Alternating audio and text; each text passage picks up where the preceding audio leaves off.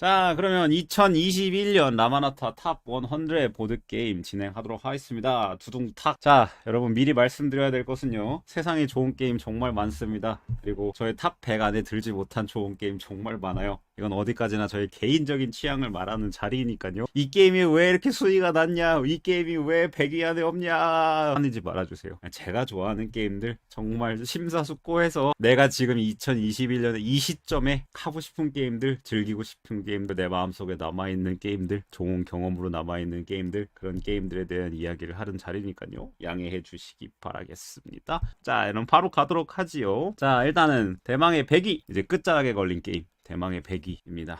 빠밤. 자, 100위입니다. 섀도우 스론이라는 게임이고요. 자, 기평점은 잠깐 무시해주세요. 이런 거 편견 가지시면 안 됩니다. 이게 무슨 게임? 다들 어리둥절하시죠? 굉장히 신기한 테마를 가지고 있는데, 섀도우 스론이라는 거는 이 아클리스미안 엠파이어 제국이 지금 세 가지로 나눠져 있어요. 빨간색이 왕가예요. 힘을 잡고 있는 왕가가 있고요. 그 다음에 이 파란색은 반란군이에요. 리벨이라 그러죠. 그래서 반란군이 있고, 이 노란색은 종교 집단 같은 거예요. 그래서 이 세 개의 세력이 지금 이 왕국의 운명을 놓고 싸우고 있다고 보시면 돼요. 그래서 플레이어들은 이 카드를 드래프팅을 해서 플레이를 하게 되는데, 가장 힘이 센 세력이 영향력 점수를 먹는다, 뭐 이런 개념이라고 보시면 돼요. 게임이 끝났을 때 가장 영향력이 높은 팩션이 이기게 되고, 그 이긴 팩션을 지지를 했다면 그 카드들을 다 점수화 시킬 수 있는 그런 게임이에요. 그러니까 저희는 어느 팩션에도 속해 있는 게 아니라 여기 붙었다 저기 붙었다 하는데, 뒤에서 은밀하게 이 세력들의 싸움을 조절을 하면서 누가 이길지를 간을 보면서 동시에 비선 실세가 되기 위해서 노력하는 그런 거라고 보시면 돼요. 그래서 카드 구성이 다 다르게 구성이 되어 있고, 반란군은 반란군대로의 전략, 뒤집기, 전복 이런 게 있고요. 로얄 패밀리 같은 경우는 그냥 무조건 세요. 그냥 공격력이 무조건 세가지고 힘을 빡빡 당기는 그런 스타일이라든지, 아니면 종교 같은 경우는 막 개종을 시켜요. 그래서 파란색 카드를 노란색으로 만들기도 하고 약간 그런 식이에요. 테마가 되게 재밌는데, 일단 로얄 패밀리 말 그대로 왕이 대장이고요. 이 반란군은 왕비가 장군이랑 눈 맞아가지고 어디서 이렇게 지금 반란을 이끌고 있고요.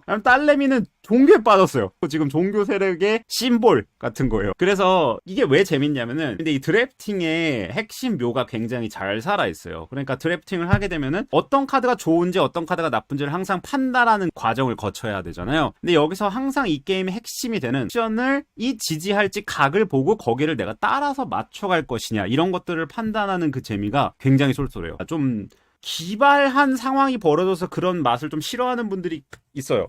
약간 랜덤하다고 느낄 수 있겠죠. 근데 그거는 좀 카드를 어느 정도는 이해를 하셔야 그런 부분이 전략 전술적으로 좀 다가올 수 있기 때문에, 첫 판을 딱 했을 때 그냥 재밌나? 라고 느껴지는 게임은 아닐 수 있어요. 이 게임이 담고 있는 그 굉장히 신선한 메커니즘, 그리고 그 메커니즘을 테마적으로 풀어낸 부분이 저는 굉장히 재미있었고, 나만의 전략을 발휘할 수가 있는 게임이기 때문에 간단한 규모임에도 불구하고 굉장히 만족스러운 그런 게임이라고 저는 생각을 합니다. 그래서 100위 그림자 왕자 섀도우 스론.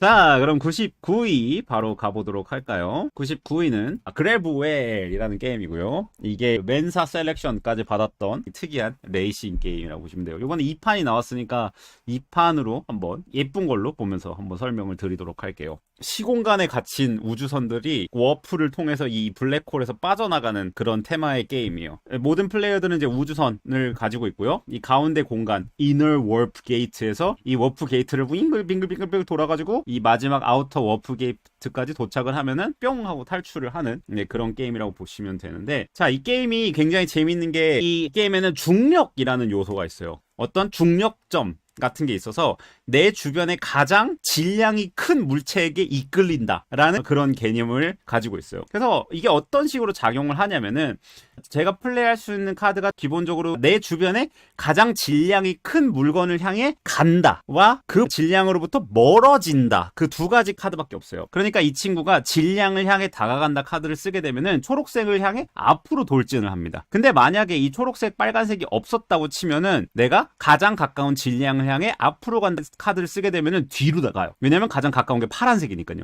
그래서 내가 그것을 향해 간다 혹은 멀어진다, 이 두 가지 개념을 가지고 이 말들이 어떤 식으로 움직이느냐에 따라서 내가 원하지 않던 방법으로 갑자기 안녕히 계세요 여러분 하면서 갑자기 뒤로 막 달려가기도 하고 그래요. 카드가 어떤 식으로 구성이 되어 있냐면은 이게 A, B, C, D, E, F, Z로 구성이 되어 있는데 그래서 어떤 플레이어가 A, D, F, G 이런 식으로 4개의 카드가 나왔다 치면은 A를 낸 사람이 먼저 말을 움직이는 거예요. 그리고 F 낸 사람, 뭐 G 낸 사람 이런 식으로 알파벳 순으로 진행을 하기 때문에 상대방이 어떤 카드를 낼까 이런 것들을 생각을 해서 이 움직임을 계산하면서 가는 재미가 굉장히 있어요.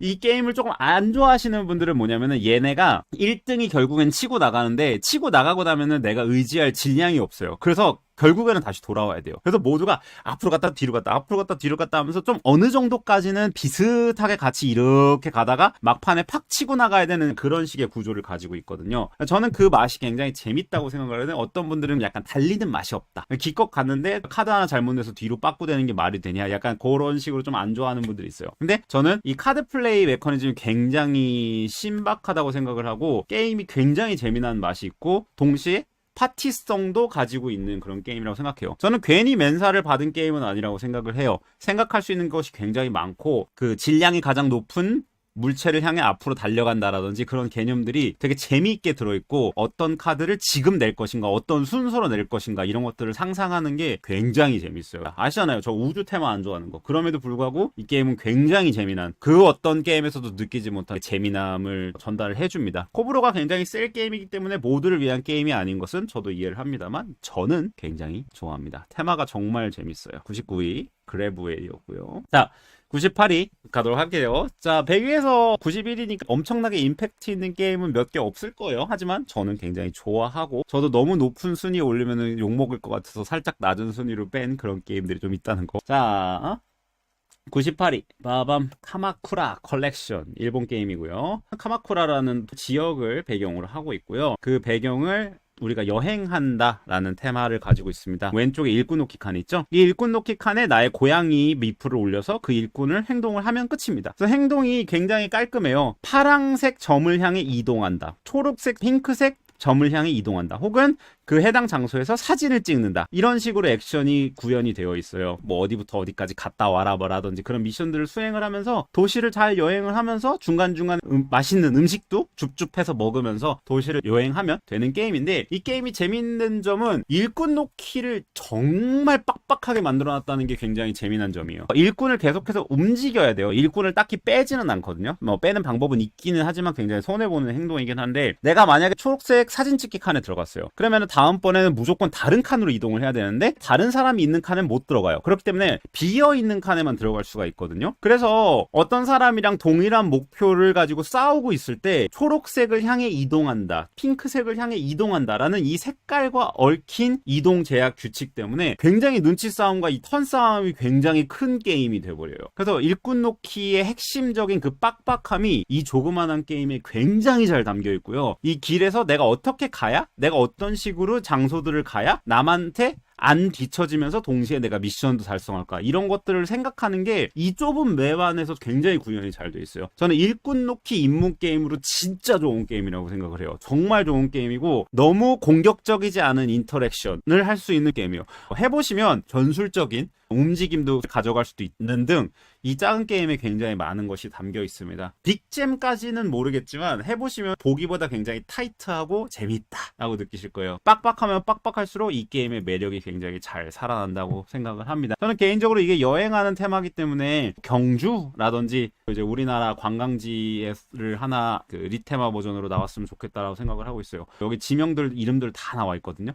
홍보용으로도 너무 좋고요. 저는 상당히 좋아하는 그런 게임입니다. 그 다음 게임 97위입니다. 빠밤 엘리시움이라는 게임이고요. 2015년 게임이에요. 벌써 6년이 넘은 게임이 돼버렸네요. 이 게임이 벌써. 엘리시움이라는 게임은 올림푸스 신들이죠. 그리스 신화를 테마로 하고 있어요. 카드들을 이렇게 드래프트 해옵니다. 그 다음에 이 카드들을 플레이를 하게 되는데 게임보드판의 안쪽은 2승이고요. 안쪽은 엘리시움이요. 그러니까 저승이죠. 그래서 승천한 거예요. 그래서 승천해서 신계로 들어오는 거예요. 2승에 있을 때는 이 카드들의 능력을 사용을 할 수 있어요. 그래서 2승에서 열심히 카드 능력을 쓰다가 얘네들을 저승으로 이렇게 넘기는 카드들이 있거든요. 그래서 이 친구들이 저승으로 넘어와야지만이 점수가 되는 그런 시스템을 택하고 있어요. 근데 지금 이 카드의 색깔들이 다 그리스 신들의 팩션으로 구성이 되어 있어요. 그래서 지금 이 파란색 같은 경우는 포세이돈 카드고요. 보라색 같은 거는 이제 제우스 카드. 회색이 하데스고 이런 식으로 그 신들의 캐릭터성이 굉장히 잘 담아져 있어요. 아레스 같은 경우는 여기 전쟁 토큰이 있어요.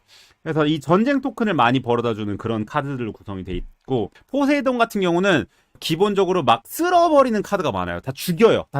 그래서 카드를 진짜 그냥 없애요. 카드를 없애는 그런 굉장히 인터랙션 센 팩션을 구성돼 있고, 하데스 같은 경우는 2승에서 저승으로 카드를 넘겨서 승점을 먹게 만드는 그 행동을 주는 그런 카드들이 굉장히 많거든요.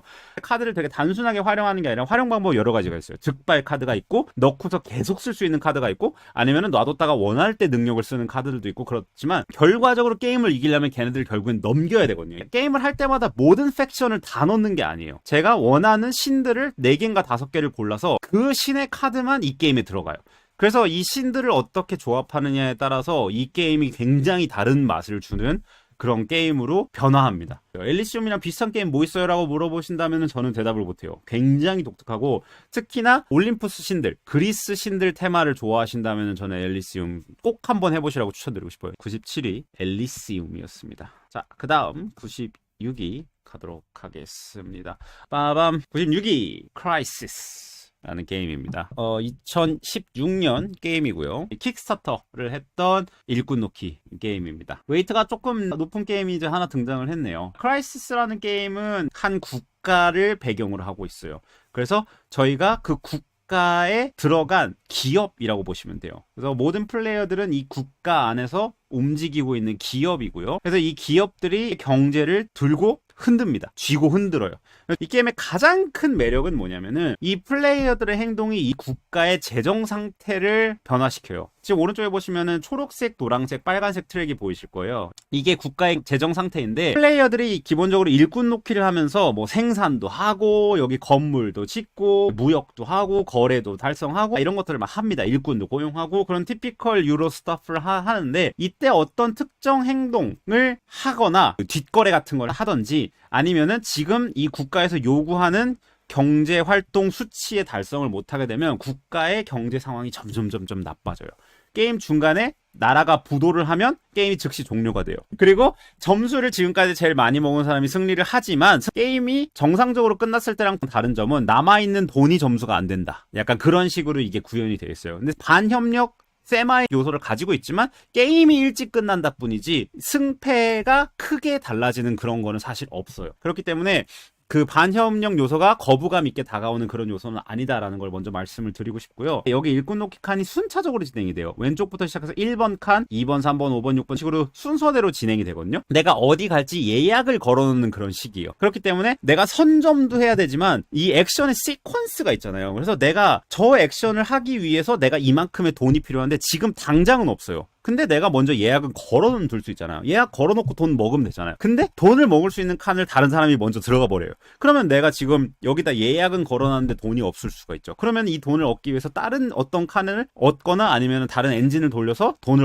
얻게끔 머리를 굴려야 되는 거예요. 그래서 그 흐름이 이 액션 큐를 걸어놓는다는 시스템이 이 게임에 또 굉장한 매력적인 요소 중에 하나고요. 그 다음에 개인 보드판을 보시게 되면 카드를 이런 식으로 가져오고 여기다가 일꾼을 이렇게 배치를 시켜야 돼요. 이 내가 사온 건물들을 돌리거든요. 그래서 이게 엔진 빌딩 요소가 뿜뿜 나와요. 자원을 퐁퐁 생산할 수 있는 그런 정도까지 내가 엔진을 만들 수 있고, 이거를 잘 생산하고 난 다음에 내수 시장에 팔 거냐 아니면 수출을 할 거냐에 따라서 이 시장 경제가 바뀌는 등 이런 부분들이 굉장히 잘 구현돼 있어요. 약간 일꾼 놓기 플러스 여러 가지 토탈 패키지 같은 그런 게임인데, 많은 경우 경제가 망해서 게임이 끝나는 경우가 좀 있어가지고 게임 시간이 생각보다 조금 짧기는 합니다. 근데 이 테마도 굉장히 재미있고 게임도 되게 삐걱거리는 거 없이 스무스하게 돌아갑니다. 뭐 엄청나게 색다른 맛 같은 거를 메커니즘적으로 주고 있진 않아요. 그렇지만 거기서 그걸 대체해주는 테마 그리고 다른 것들이 깔끔하게 구현이 되어 있기 때문에 저는 개인적으로 굉장히 좋아하는 게임이고, 요번엔 96위를 하게 된 게임이네요. 크라이시스 였습니다. 자, 95위입니다.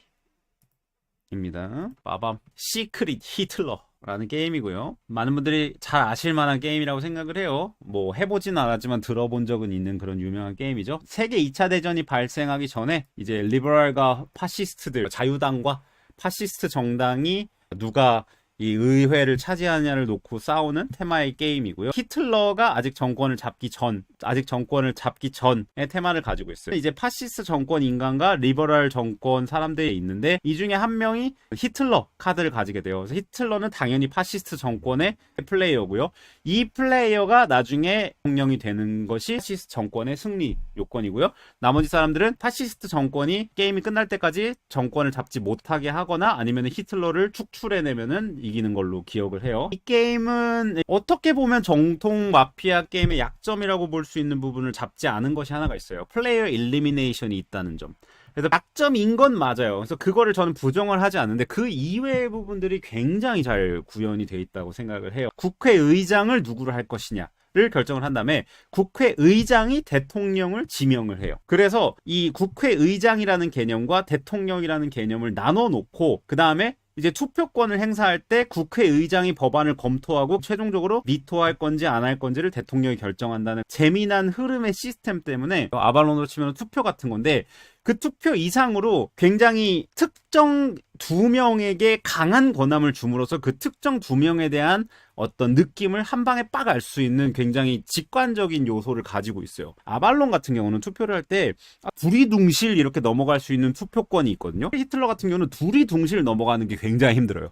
굉장히 많은 의심을 받게 되고 굉장히 많은 질문을 받게끔 이게 구성이 되어 있어요. 그러다 보니까 게임이 조금 더 흐름이 단순해요. 딱 그때그때 누가 의장이냐 그때그때 누가 대통령이냐에 따라서 포커스가 확 꽂혀 박히다 보니까 그게 굉장히 이 게임의 텐션을 유지해주는 그런 요소라고 생각을 해요. 또 다음 재미난 부분은 뭐냐면은 트랙이 진행이 되면 능력이 생기는데 이 능력들을 발휘하는 그런 타이밍이나 요소들이 되게 재밌게 구현이 되어 있다고 생각을 하거든요. 그래서 이런 부분들이 게임성을 굉장히 높여주는 부분이라고 생각을 하고 시크릿 히틀러는 처음부터 끝까지 긴장감을 쭉 유지할 수 있는 그리고 테마도 재밌고요. 아트워크도 참 잘 어울리고 되게 즐겁게 할 수 있는 마피아 게임이라고 저는 개인적으로 생각을 합니다. 게임이 주는 원초적인 재미 그리고 테마 같은 거는 저는 시크릿 히틀러의 손을 들어주고 싶네요. 그 다음에 가겠습니다. 94위에요. 바밤 세븐 원더스 듀얼입니다. 2015년 게임이고요. 많은 분들이 다 알고 계신 명작 걸작 2인풀 최고의 게임 수많은 수식어를 담고 있고 참 많은 상도 받았던 그런 게임입니다.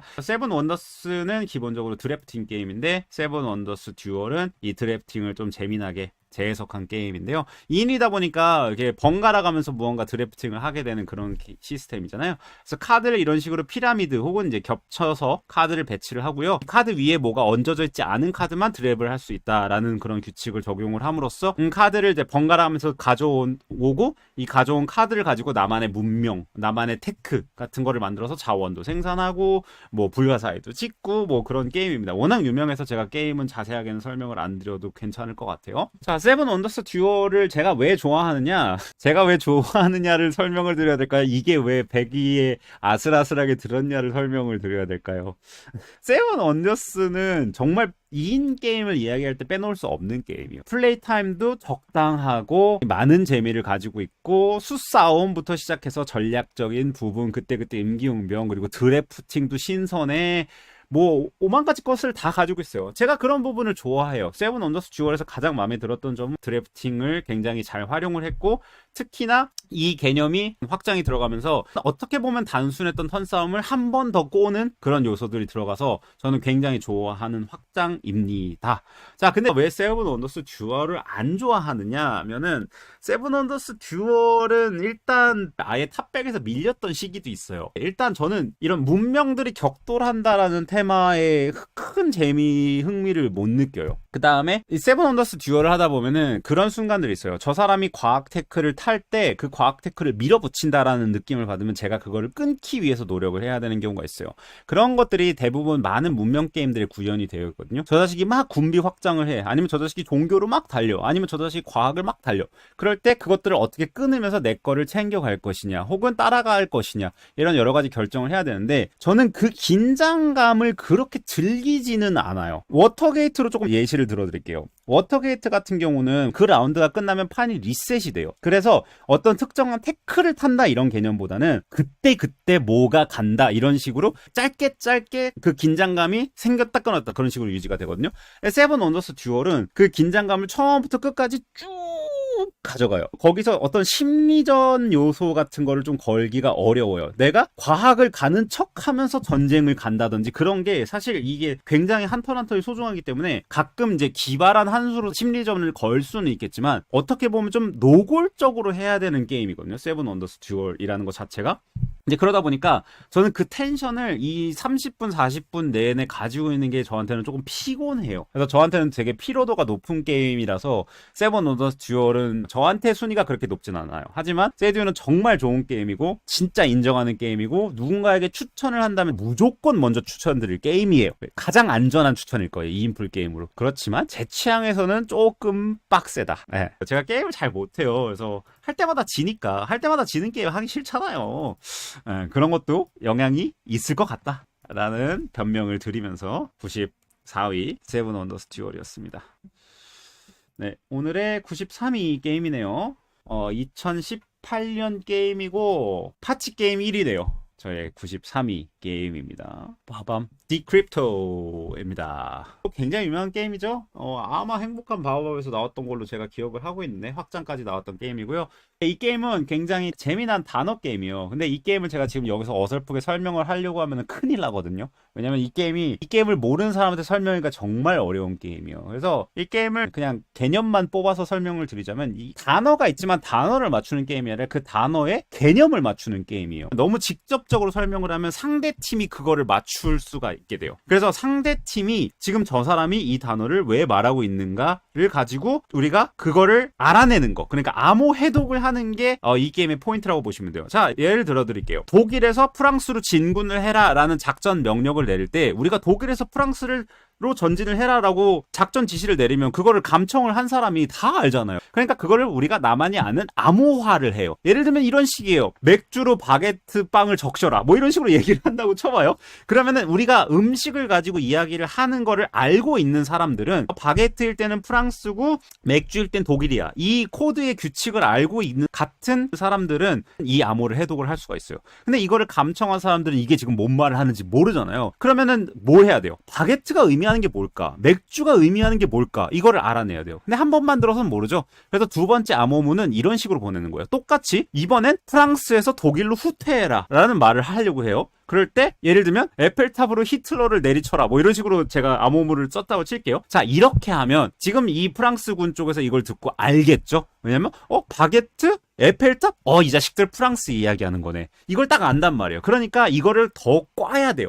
내가 지금 하고 싶은 말은 프랑스랑 독일이지만 이 개념을 남들은 모르게 오묘하게 꽈서 설명을 해야 되는 거예요. 그래서 그런 식으로 이 단어의 개념을 상대팀이 못 알아채게 암호화시켜서 이거를 하고 상대팀이 암호화시킨 작전 문구를 맞추는 이제 그런 게임이에요. 그래서 설명이 좀 어렵거든요. 룰 설명이 좀 어려운 게임에 속하는데 진짜 재밌고 진짜 아이디어가 너무 좋아요. 근데 이 게임이 너무 높은 순위가 아닌 거 일단 룰이 제일 직관적이지 않고 이걸 설명하기가 되게 피곤해요. 저는 이거를 깔끔하게 설명한 사람을 아직 만나지 못했어요. 다른 단어 게임에 비해서 그런 부분이 좀 단점으로 작용한다라고 생각을 해요. 이 게임을 이미 이해하고 있는 사람들끼리 하면 굉장히 재밌지만 새로운 사람한테 설명하기가 조금 어려운 게임이어서 이것보다는 조금 더 직관적인 게임들을 저는 더 선호를 하는 편입니다. 디크립토였고요. 93이었습니다. 자, 그 다음 게임입니다. 92위 게임이고요. 빠밤 체리 피킹이라는 게임입니다. 30분짜리 간단한 게임이고 동시 액션 진행 이라고 보시면 되는데 이 게임 같은 경우는 동시에 카드 한 장을 고르고 하나 둘 셋 하고 동시에 까는 이제 그런 식의 게임의 구성이 있어요. 게임은 굉장히 간단해요. 이렇게 6개의 나무가 있고요. 6개의 나무 밑에 6개의 카드가 깔립니다. 그래서 이 내 손에 있는 카드를 한 장을 골라서 뒤집어서 내놓고 모두가 동시에 카드를 고르면 하나 둘 셋 하고 깐 다음에 이 내가 어떤 카드를 냈냐에 따라서 사람들 순서대로 여기 가운데서 카드를 가져간다고 보시면 돼요. 제가 지금 이 빨간색 카드를 냈어요. 그럼 이 빨간색 카드를 놨으면 나는 지금 이 빨간색 나무에서 카드를 가져간다 이야기가 되고요. 사다리는 이렇게 이 나무의 높은 곳에 있는 걸 이렇게 똑 딸 수 있는 느낌이잖아요. 이 사다리를 내게 되면 남들보다 먼저 가서 내가 원하는 나무에서 요거를 똑 딸 수 있어요. 근데 문제가 뭐냐면 사다리는 부피가 크잖아요. 그래서 사다리 카드를 낸 사람이 겹치게 되면 사다리가 다 죽어요. 그래서 남들이 안 낼 때 약간 내는 그런 센스가 필요하고요. 이 바구니 같은 경우는 사실상 마지막으로 가겠다는 얘기예요. 선순서는 마지막이지만 남들이 다 고르고 남은 걸 쭉쭉 느긋하게 남들 한 거 다 하고 골라서 가져간다. 약간 그런 개념으로 이 동시에 카드를 내고 그 다음에 낸 카드의 순서에 따라서 여기 가운데서 카드를 가져가는 그런 방식인데, 근데 이 게임이 되게 재밌는 게 뭐냐면은 좋은 카드를 가져가기 위해서는 높은 숫자를 써야 되는데 높은 숫자를 쓰면은 그 높은 숫자가 이 나무에 대체돼서 들어가는 개념이에요. 그러니까 내가 후턴으로 가면은 저 자식이 7을 가져가기 위해서 6을 냈다면 제가 그냥 6을 0으로 주워갈 수도 있는 거예요. 약간 그런 식으로 이 순서 싸움이 굉장히 재밌는 게임이에요. 진짜 재밌어요. 그래서 되게 간단하게 눈치 싸움, 순서 싸움을 할 수 있는 그런 게임을 찾으신다면 체리피킹 요거 한번 찾아보시라고 말씀을 드릴 것 같은데, 그 순서에 따라서 내가 원하는 과실을 못 따가는 얄미움이 이 게임에 되게 잘 들어있어가지고 되게 재밌어요. 되게 파티적이고 막 저 사람이 먼저 가서 요걸 이렇게 뿅 이렇게 따가는 게 너무 얄밉고, 왜 지금 사다리를 네가 왜 내는데 막 이런 얘기도 하고, 바구니 카드 같은 경우는 너무 느긋하게 남들이 막 전쟁터를 다 하고 난 다음에 남은 카드 가가지고 느긋하게 가서 아이고 이거 주워야지 이러면서 주워가는 카드들의 매력들이 너무 잘 살아있어서 저는 굉장히 좋아하는 게임입니다. 게임 자체가 뭐 리플성이라든지 가지고 있는 태생적 한계가 있어요. 그 특정 상황이 나오지가 않으면 좀 재미없다는 거. 되게 무난하게 흘러갈 수 있는 그런 게임이에요. 좀 겹치기도 하고 그런 약간 웃긴 상황도 벌어지고 그래야지 게임이 재밌는데, 그런 거 하나도 안 나오고 되게 무난하게 게임이 흘러갈 가능성을 항상 품고 있거든요. 이제 그러다 보니까 이 재미의 편차가 좀 많이 큰 게임이고, 그래서 좀 순위가 그렇게까지 높진 않지만 저는 굉장히 좋아하는 게임이고 절대 안 팔 게임 중에 하나인 것 같아요. 체리 피킹이었고요. 92위였습니다. 오늘 마지막 대망의 91위입니다. 빠밤 하다랍니다. 참고로 91위가 낮은 게 아니에요. 세상에 게임이 얼마나 많은데요. 91위가 절대 낮은 게 아닙니다. 절대 낮은 게 아니고, 그러면은 이 100위 안에도 들지 못한 좋은 게임들이 너무 미안하잖아요. 하다라 드래프팅을 재밌게 재해석한 게임이라고 생각을 해요. 기본적으로 초록색, 파랑색, 빨간색, 노란색이 가지고 있는 이 게임의 요소가 다 각자 다르죠. 문명이니 과학이니 뭐 이런 게 나눠져 있고요. 보라색 카드는 조금 특수 카드 정도라고 보시면 돼요. 그래서 여기가 좀 독특한 맛, 매운맛, 그리고 점수 관련된 카드 이런 것들을 좀 뽑을 수 있는 그런 카드인데, 카드를 드래프팅하게 되면 나의 개인판에 이런 식으로 색깔별로 이렇게 놓습니다. 그래서 색깔별로 놓게 되면은 내가 이 색깔을 동일한 색깔을 많이 가져가게 되면은 얘네들을 구매하는 비용도 점점 싸진다든지 이제 엔진 빌딩 느낌이 나거든요. 이런 식으로 카드를 구성을 해서 여기 트랙을 올리는 게 이 게임의 가장 메인 포인트예요. 그래서 트랙을 올려서 이 트랙 포인트 같은 거를 이제 사용을 해서 건물을 짓는다든지 아니면은 뭐 어디 점령 같은 거를 한다든지 그런 식으로 이제 문명을 이뤄낸다라는 요소가 굉장히 잘 담겨져 있는 게임인데, 세븐 원더스에 많이 대비되는 게임이기는 해요. 비슷한 테마를 가지고 있고 드래프팅 게임이고, 이 카드 구성이 세븐 원더스랑 비슷하거든요. 이 색깔 구성이. 그러다 보니까 세븐 원더스를 많이 이야기를 하는데 다른 게임이에요. 세븐 원더스는 내 양옆 사람만 신경을 써야 된다는 부분이 굉장히 중요한 요소라면 이 게임은 그런 요소가 없고요. 그 다음에 세븐 원더스는 항상 자원이 있는 개념처럼 사용이 되지만 이 게임은 트랙을 올리고 이 돈을 실제로 뭐 쓴다든지 자원의 활용 방법이나 이 옆 사람과의 관계성 부분에 있어서 세븐 원더스랑 조금 다릅니다. 제가 왜 이 게임을 좋아하느냐 부분을 말씀을 드릴게요. 일단 하다라는 드래프팅을 재미나게 해석을 했다고 생각을 해요. 보통 이런 게임은 특정 태클을 달리는 개념을 좀 많이 사용을 해요. 그래서 뭐 파란색을 달린다든지 빨간색을 달린다든지 그런 거를 좀 많이 요구하고 그런 부분이 좀 중요한 요소로 담겨져 있는데, 이 게임은 물론 그렇게 하기는 해야 되지만 드래프팅 자체가 강요돼서 모든 카드를 한 번은 뽑아야 되게끔 유도를 하고 있어요. 그러니까 적어도 뽑아서 그걸 버릴지언정 뽑아서 보고 그거를 가지고 어떤 카드는 가져오고 어떤 카드는 안 가져와서 선택을 계속해서 강요를 합니다. 그러니까 나 이거 달릴래 이런 게 아니라 모든 거를 다 잘해야 되게끔 게임이 권장을 하고 있기 때문에 조금 결이 다르다고 보시면 돼요. 메커니즘적으로 그 해석 자체가 너무 재밌었고 할 때는 재밌어요. 그렇지만 이 게임은 리플성이 조금 저한테는 떨어지는 게임이라서 순위가 보기보다 낮을 수 있다는 점 미리 말씀을 드릴게요. 좋아하는 게임입니다. 할 때도 재밌고요. 그래서 91위 하다라 였습니다. 그래서 100위부터 91위까지 한번 다시 읽어드리자면 그림자 왕자, 그레브웰, 카마쿠라 콜렉션, 엘리시움, 크라이시스, 시크릿 히틀러, 세븐더스 듀얼, 디크립토, 체리피킹, 하다까지 게임을 오늘 소개해드렸고요. 제가 좋아하는 게임 100위부터 91위까지였습니다.